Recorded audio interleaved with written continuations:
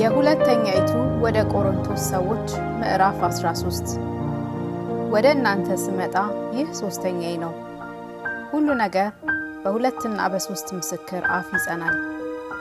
ሁለተኛ በእናንተ ዘንድ በነበርኩ ጊዜ እንደተናገርኩ አሁንም ደግሞ በሩቅ ስሆን ክርስቶስ በእኔ አድሮ እንዲናገር ማስረጃ ከፈለጋችሁ እንደገና ብመጣ እንዳልራራላቸው አስቀድመው ኃጢአት ላደረጉት ለሌሎች ሁሉ አስቀድሜ ብያለሁ፣ አስቀድሜም እላለሁ። ክርስቶስም ስለ እናንተ አይደክምም፣ ነገር ግን በእናንተ ኃይለኛ ነው። በድካም ተሰቅሏልና፣ ነገር ግን በእግዚአብሔር ኃይል በሕይወት ይኖራል። እኛ ደግሞ ከእርሱ ጋር እንደክማለንና፣ ነገር ግን ስለ እናንተ በሆነ በእግዚአብሔር ኃይል ከእርሱ ጋር በሕይወት እንኖራለን። በሃይማኖት ብትኖሩ ራሳችሁን መርምሩ፣ ራሳችሁን ፈትኑ። ወይስ ምናልባት የማትበቁ ባትሆኑ ኢየሱስ ክርስቶስ በእናንተ ውስጥ እንዳለ ስለ እናንተ አታውቁምን? እኛ ግን የማንበቃ እንዳይደለ ልታውቁ ተስፋ አደርጋለሁ።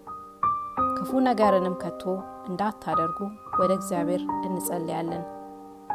እኛ የምንበቃ ሆነን እንገለጥ ዘንድ አይደለም፣ ነገር ግን እኛ ምንም እንደማንበቃ ብንሆን እናንተ መልካሙን ታደርጉ ዘንድ ነው። ለእውነት እንጂ በእውነት ላይ ምንም ለማድረግ አንችልምና፣ እኛ ስንደክም እናንተም ኃይለኞች ስትሆኑ ደስ ብሎናልና፣ እናንተ ፍጹማን ትሆኑ ዘንድ ለዚህ ደግሞ እንጸልያለን።